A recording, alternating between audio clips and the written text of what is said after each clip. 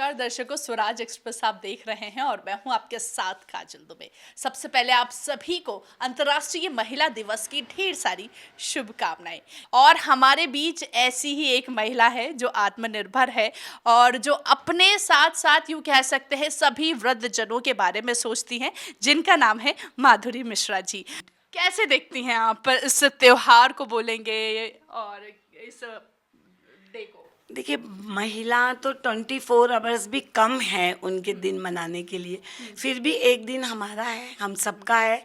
और ये एक दिन इसलिए भी दिया गया है कि हम अपना विश्लेषण करें, अपने को जानें कि हम और आगे कैसे पहुंच सकते हैं। तो ये एक दिन हमें समाज ने और हमारे पुरुष वर्गों ने भी इसमें समरस होकर जो हमारे इस दिन को बहुत खास बनाया है, उसके लिए सभी को बहुत सारी शुभकामनाएं। क्योंकि अभी इस वक्त हम हैं अपना घर ओल्ड एज, इसके बारे में हम आपसे जानना चाहेंगे। मेरा अपना घर है, टोटल महिलाओं से सजा हुआ है। यहाँ 20-22 माताएं रहती हैं और जो मेरी कार्यकर्ता हैं वो भी महिला हैं, क्योंकि एक महिला ही दूसरी महिलाओं को बहुत अच्छे से समझ सकती है। और हम लोग खेल खेल में बहुत सारे कामों को करते हैं। और जो दादियाँ रह रही हैं वो अपने आप में एक बहुत बड़ा अनुभव का पिटारा लेके हमारे साथ रह रही हैं। तो महिलाएं कभी कमज़ोर नहीं थी, बस थोड़ी सी हमारी अपनी कुछ कमियां रह गई थी या हम कुछ गलतियां करते चले जा रहे थे अपने आप को जानने की। तो अब हम जागरूक हुए हैं और आगे बढ़ रहे हैं और बहुत सारे कामों को कर भी रहे हैं। कहते हैं एक बेटा अगर पढ़ता है तो घर शिक्षित होता है, लेकिन अगर एक बेटी पढ़ती है तो पूरा समाज शिक्षित होता है। नारी की बल फूल सी नाजुक नहीं है, बल्कि वो मां दुर्गा का भी रूप है। ये दिन न केवल महिलाओं के संघर्ष, उपलब्धियां और योगदान को पहचानने के लिए महत्वपूर्ण है, बल्कि ये हमें ये सोचने पर भी मजबूर करता है कि हमें महिला सशक्तिकरण को लेकर कई सारे कदम उठाने की भी आज भी जरूरत है। इस महिला दिवस को आपको सशक्त महिलाओं से मिलवाते हैं। जिनको अपनों ने ठुकराया, उनको अपना घर आश्रम ने अपनाया। भोपाल में बना अपना घर आश्रम ऐसे लोगों को आश्रय देता है जिन्हें अपनों ने भुला दिया है और वे दर बदर की ठोकरें खाने के लिए मजबूर हैं। यहाँ रहे कुछ लोगों को बुजुर्ग होने की सजा मिली तो कुछ मंदबुद्धि होने की। ऐसे लोगों को भोपाल में स्थित अपना घर ने अपनाया। आइए जानते हैं क्या कुछ कहती है माधुरी मिश्रा जी, जो एक महिला होकर महिला का दर्द समझी और समाज में एक नई सोच लेकर आई है। हम उन माँ से, उन दादियों से भी मिलना चाहेंगे माधुरी जी कि यहाँ पर महिलाओं का जो रोल है एक अलग ही यहाँ पर नज़र आ रहा है। और इसके साथ ही हम देख पा रहे हैं कि यहाँ पर दादियाँ, ये देखिए, हाँ, ये हमारे ये देखिए हीरोइन है और चिंकी डार्लिंग है ये हमारी। चिंकी डार्लिंग है और ये हमारी फैमिली की हीरोइन है। मैम, जानना चाहेंगे कैसा महसूस करते हैं आप यहाँ रह के? बताइए। यहाँ पे हाँ, यहाँ रह के बहुत अच्छा है। मुझे 10 साल हो गए यहाँ आए। 10 साल हो हाँ, गए। 10 साल आपका हो गए। शेड्यूल क्या लेकिन है, मुझे कैसा क्या है? बहुत अच्छा लगता है, बहुत ही अच्छा लगता है। इतना आराम है, इतना सुख है कि बेटा मैंने आज तक एक भी काम नहीं किया और मैंने मधु को अपनी बेटी माना है।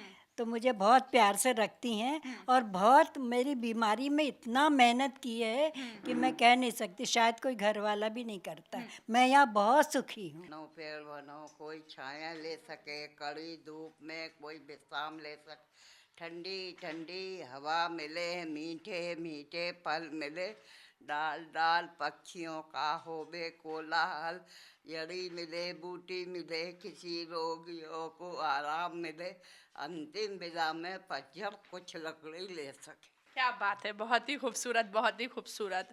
और ये देखिए एक दादी जी हैं और जानना चाहेंगे, दादी जी को यहाँ पर 20 साल हो चुके हैं और दादी जी बात करने। हुआ है और देखिए कितने अच्छे से भगवान ने उनको, इनने मेरी बेटियों के लंच बना के दिए हैं, मालिश किया है, गोदी में खिलाया। क्या बात है, एकदम परिवार का सदस्य जो है वो यहाँ पे रही है। दादी जी 20 साल हो गए आपको यहाँ पर, कैसा महसूस कर रही हैं आप यहाँ पर रहकर? अच्छा लगता है यहाँ पर? अच्छा अच्छा लगता है।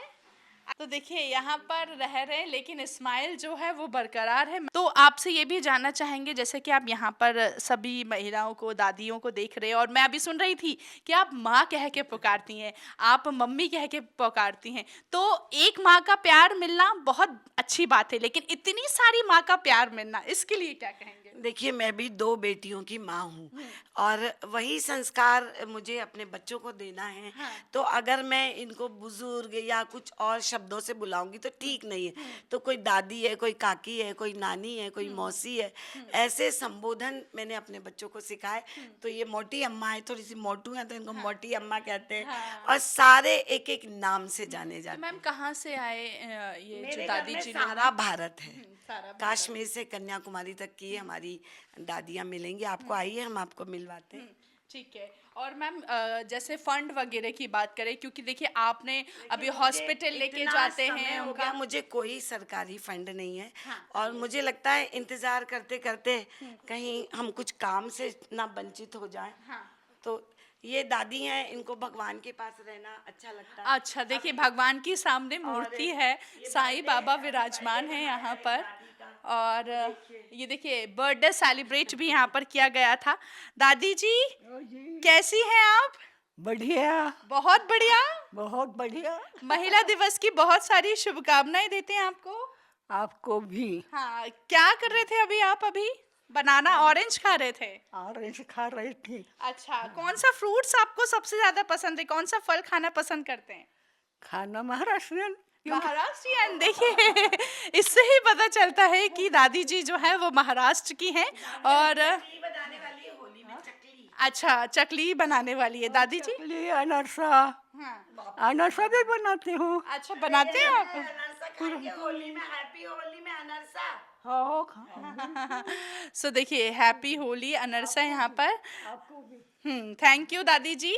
तो यहाँ पर देखिए दादियों का प्यार जो है वो मिल रहा है। बहुत सारे घर में देखते हैं हम कि कहीं ना कहीं दादियों का प्यार मिलता है, एक दादी का प्यार मिलता है। जैसे कि मैम ने यहाँ पे बताया कितनी 25 दादी हैं, पर एक पीरियड लड़ाई का भी है।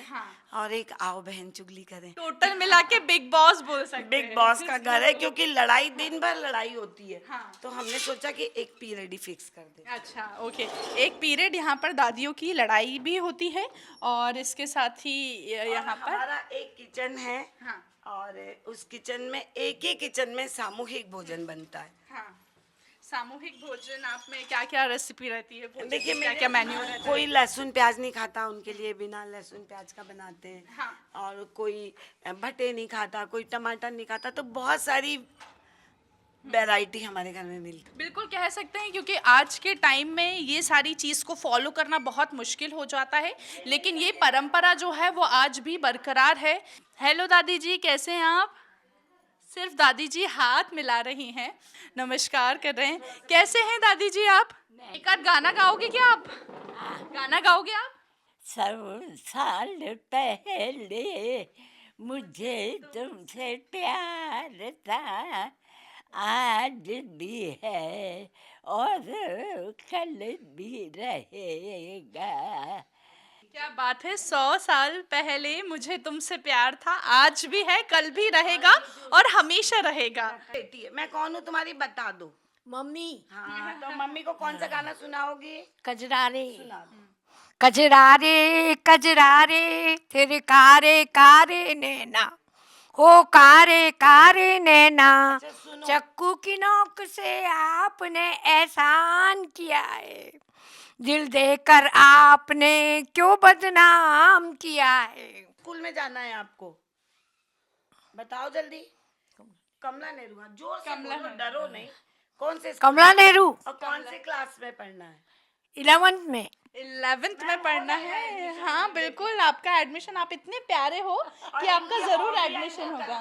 कथक, बिल्कुल डांस भी आपको कथक कराएंगे। एक कोई संदेश, एक कोई मैसेज जो स्वराज एक्सप्रेस के सभी दर्शकों को आप देना चाहें? देखिए, महिला होना बहुत बड़ी बात है। हम सृजनकर्ता हैं। सृष्टि के रचयिता के बाद अगर कोई है तो हम हैं।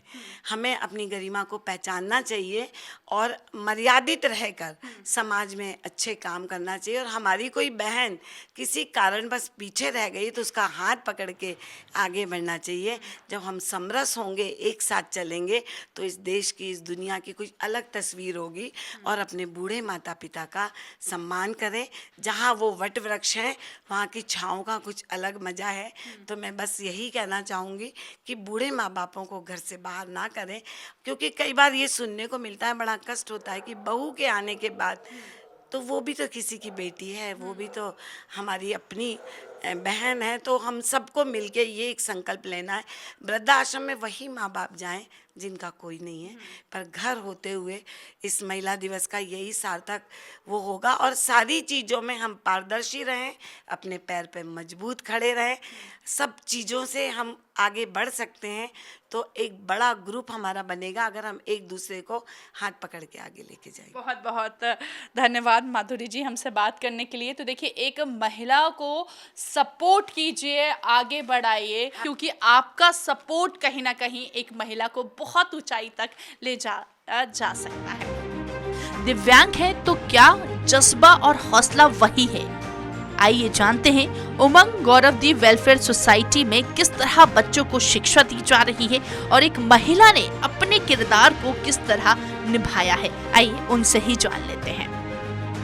इस वक्त हम सोसाइटी में ही मौजूद है और हम देख पा रहे हैं कि यहाँ पर देखिए बच्चे जो हैं वो पढ़ाई करने का प्रयास कर रहे हैं और यहाँ पर दीप्ति जी उनको समझाने की कोशिश कर रही है। मैम, ये लैंग्वेज के बारे में सबसे पहले जानना चाहेंगे। और अभी हम देख रहे थे कि आप फेस्टिवल का जिक्र कर रहे थे, सारे फेस्टिवल्स के बारे में आप बता रहे थे। तो सबसे पहले जानना चाहेंगे कि क्या लैंग्वेज आप इस्तेमाल कर रही हैं, जो ये बच्चे जो हैं आपको देख के पहचान पा रहे हैं कि आप एक्चुअली में क्या बोलना चाह रही हैं। जी, ये साइन लैंग्वेज है, जिसे इंडियन साइन लैंग्वेज कहते हैं। ये एक स्टैंडर्ड कोर्स होता है जो कि अलियाबाद में कराया जाता है और ये डेफ बच्चों की लैंग्वेज है।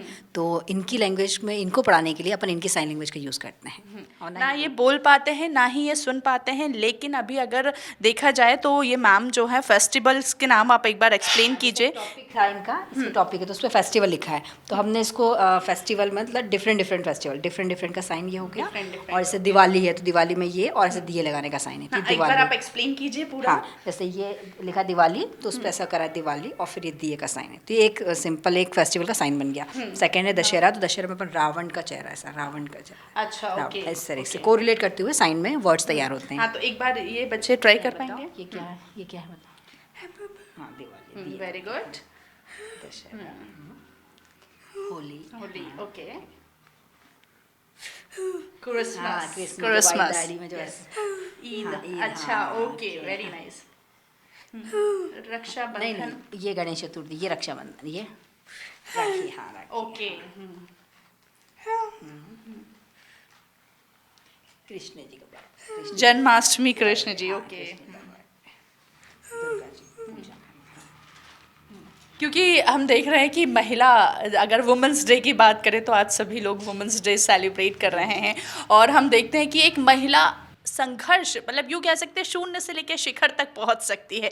तो उस पर आप क्या कहना चाहेंगे? जी बिल्कुल, अगर जज्बा है, इच्छा है कुछ करने की तो बिल्कुल कर सकते हैं। चाहे महिला हो या पुरुष, दोनों की ही बात करें तो बिल्कुल, और चाहे दिव्यांग बच्चों की क्यों ना बात की जाए। अगर ये जो बच्चे सिर्फ ऐसा नहीं कि पढ़ाई कर केवल यहीं तक ही सीमित है, ये नेशनल स्पोर्ट्स में भी काफ़ी अलग अलग लेवल पे गए हुए हैं। इनकी गवर्नमेंट जॉब भी लगी हुई है। अपनी संस्था के कई बच्चे अभी कई मॉल्स में जॉब कर रहे हैं। तो अगर आपने एक बार टारगेट सेट कर लिया कि हाँ मुझे करना है और अचीव करना है, तो कोई आपको बिल्कुल उसमें रोक नहीं सकता है। मैसेज जो आप सभी महिलाओं को देना चाहेंगे? दिव्यांगों के लिए मैं देना चाहूँगी कि मैं इस फील्ड की हूँ, तो मैं यही कहना चाहूँगी कि मौका दीजिए। अगर हम ये पहले से डिसाइड कर लेंगे कि ये हमारे साथ क्या करेंगे, जैसे हम अपनी संस्था हमने शुरू करी, अब बच्चों को इतना पढ़ा लिखा के केबल बना रहे हैं, पर कहीं जॉब की बात आती है तो अगर हम ये प्रेफरेंस दें, अरे ये समय लेगा या इसकी भाषा किसको आएगी, तो एक अपॉर्चुनिटी तो आप उनको दें पहले। अगर फिर वो बेस्ट ना दे पाए तो बात है, लेकिन आप मौका तो दें। नारी केवल एक शब्द नहीं बल्कि संपूर्ण सृष्टि का आधार है।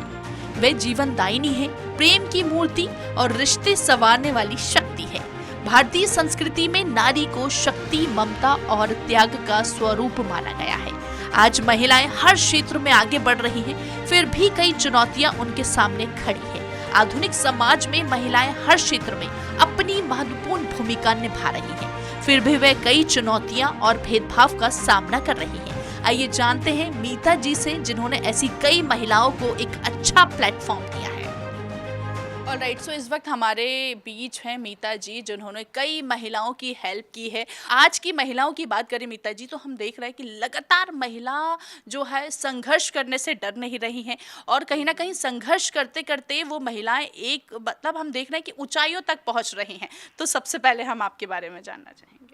नमस्कार काजल जी, मैं एक कॉर्पोरेट इंडिविजुअल थी। 20-22 साल का मैंने कॉर्पोरेट लाइफ जिया, लेकिन मैं क्योंकि भोपाल से बिलोंग करती हूँ और मैं जहन में मेरे सोशल वर्क हमेशा था, तो मुझे लगा कि अगर सोशल वर्क ही करना है तो वापस अपने शहर आते हैं। तो मैं वापस अपने शहर आई और फिर मैंने यहाँ से काम शुरू किया। बीइंग एन एनवायरमेंटलिस्ट, जो काम करने का झुकाव था वो एनवायरनमेंट पे था। मतलब लोग मुझे गलत ना समझे, प्लांटेशन वाज नॉट माय फोटे।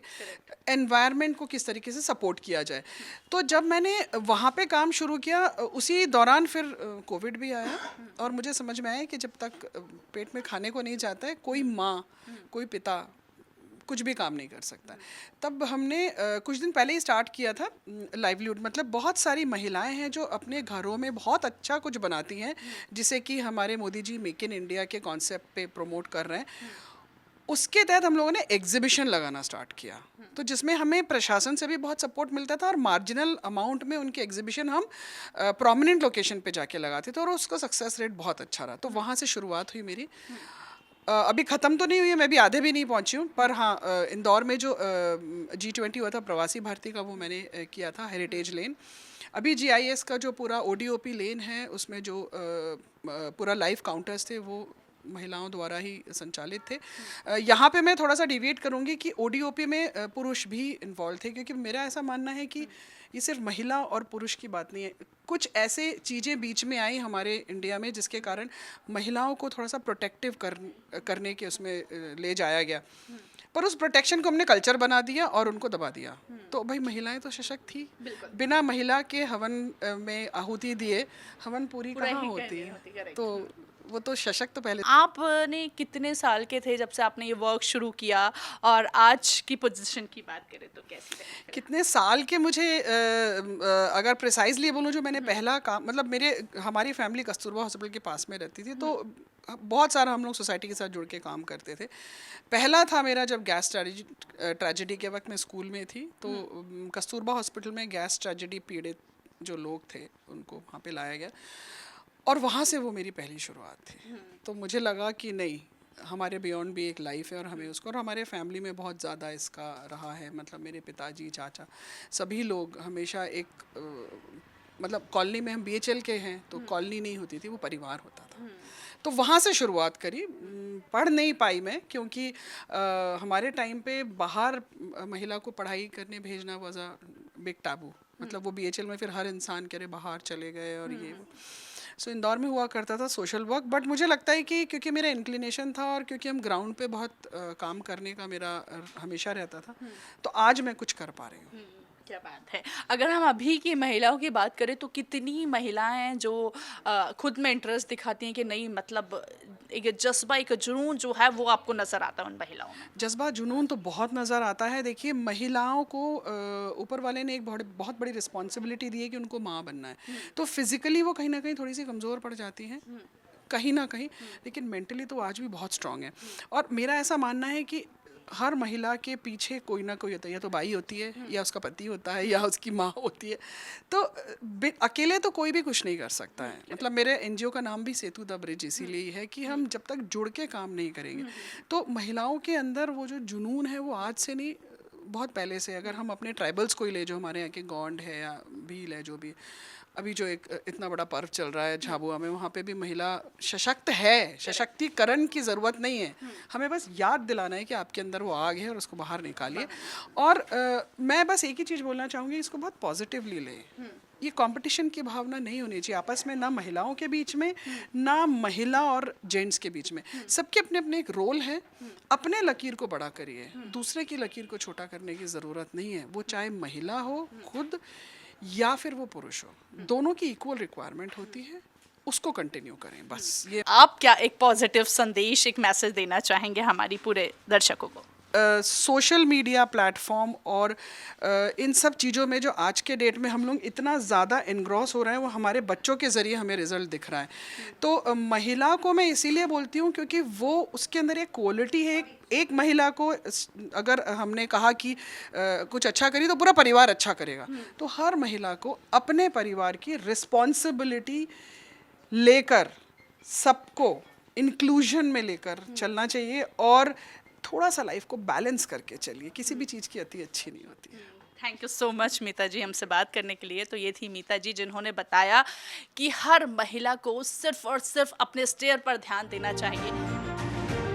महिलाओं ने इतिहास में हर क्षेत्र में अपनी छाप छोड़ी है, चाहे वे शिक्षा हो, राजनीति हो, विज्ञान हो या खेल का मैदान।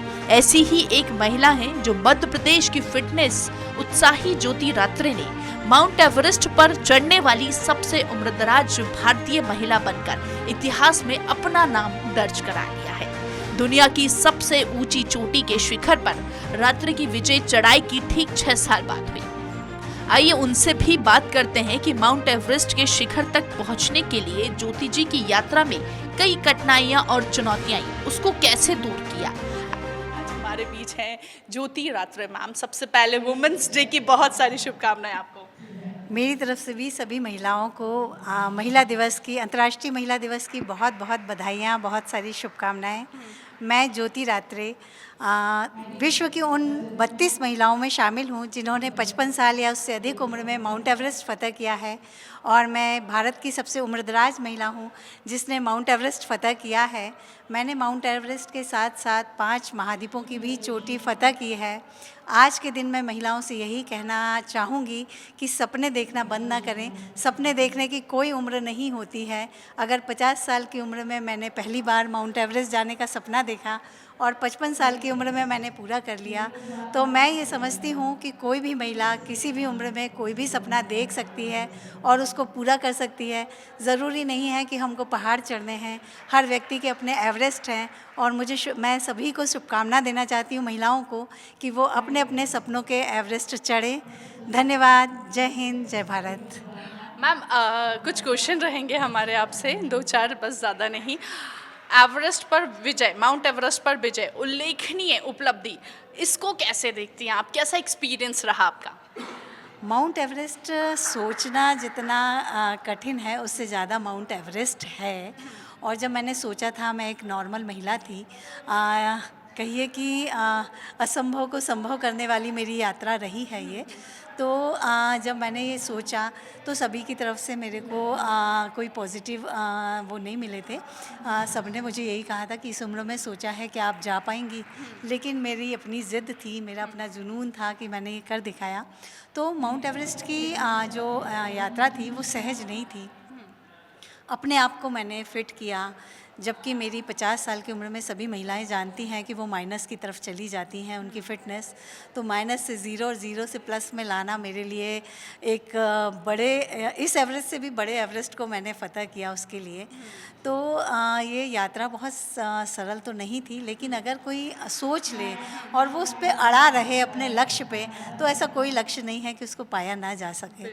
और जब मैंने एवरेस्ट फ़तह किया तो वो मेरे अपने अकेले की विजय नहीं थी, वो उन सब महिलाओं की विजय थी जो सपने देखती हैं और उनको पूरा करती हैं। तो ये विजय मेरी उन सभी महिलाओं के लिए भी थी। शून्य से शिखर तक का संघर्ष कैसा रहा आपका? कितनी सारी चुनौतियां आई होंगी, उनको आपने कैसे फेस किया? चुनौतियाँ तो बहुत सारी थी। समाज की चुनौती, घर की चुनौती, जिम्मेदारियों की चुनौती, अपने आप के लिए भी एक चुनौती थी कि क्या मैं ये कर पाऊँगी, मैंने सोच लिया है। तो ये सारी चुनौतियों को मैंने पार किया। उसके लिए बहुत मेंटली स्ट्रॉन्ग होना पड़ा। मैंने उसके लिए ब्रीदिंग एक्सरसाइज, ध्यान, सारा कुछ किया।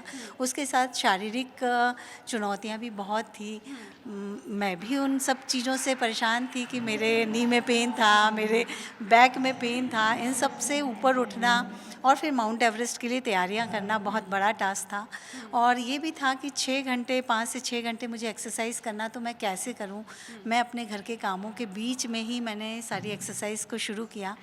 तो उसके लिए मैंने एक 10 किलो का जैकेट बनवाया। वो मैं जैकेट पहन के दिन भर अपने काम करती थी और इस तरह मैं अपने आप को स्ट्रॉन्ग करती रही। फिर मैंने धीरे धीरे करके कई पहाड़ चढ़े। तो एवरेस्ट जाने से पहले मैं करीब 7 से 8 पहाड़ों को चढ़ के मैंने ये अनुभव इकट्ठा किया, क्योंकि मुझे और कहीं से तो ट्रेनिंग मिल नहीं रही थी। तो मैंने फिर इस तरह अपने आप को ट्रेन किया और 2023 में भी मैं माउंट एवरेस्ट गई थी, लेकिन मैं 8200 मीटर से वापस आई क्योंकि तूफ़ान बहुत ज़्यादा था।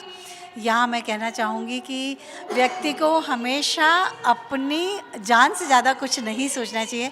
पहले अपनी जान का जोखिम दूर करें, फिर आगे अपने लक्ष्य की ओर बढ़ें। हाँ, बिल्कुल, तो निश्चित तौर पर वो लक्ष्य जो है हम ज़रूर प्राप्त कर पाएंगे, राइट। एक मैसेज, एक पॉजिटिव मैसेज जो आप सभी स्वराज एक्सप्रेस के सभी दर्शकों को देना चाहेंगे। मैं सभी को एक ही संदेश देना चाहूँगी इस महिला दिवस पर कि पहली चीज़ तो ये है कि पुरुष जो हैं महिलाओं को कम ना आके, और दूसरा ये है कि पुरुष के सहयोग के बिना महिलाएं भी आगे नहीं बढ़ सकती हैं। तो जो है दोनों को मिलजुल के ही करना है। और मैंने ये देखा है कि जब हम अपने आप को प्रूव कर देते हैं तो कोई भी पुरुष ऐसा नहीं है कि जो आपको आगे बढ़ने से रोके। और एक और संदेश है कि 50 के बाद जीवन ख़त्म नहीं होता है, 50 के बाद जीवन शुरू होता है। तो सभी महिलाओं से ये कहना चाहूँगी कि जो अभी तक आपने सपना नहीं देखा है वो आप सपना देख सकते हैं और उसको पूरा कर सकते हैं। बिल्कुल, 50 के बाद ही असली जीवन जो है वो शुरू होता है। और अगर अभी तक आपने सपना नहीं देखा है और आप महिला हैं तो इस बार इस वुमेंस डे पर ज़रूर एक सपना देखें और निश्चित तौर पर उस सपने को ज़रूर अगर पूरा कर पाएंगे, अगर आपने ठान ली होगी। इसके साथ ही एक बार फिर सभी से उन महिलाओं को हैप्पी वुमेंस डे जिन्होंने शून्य से शिखर तक का संघर्ष बिना डरे एकदम योगदान के साथ आत्मनिर्भर होकर पूरा किया हो। कैमरा पर्सन अमित के साथ जर्नलिस्ट काजल दुबे, नमस्कार।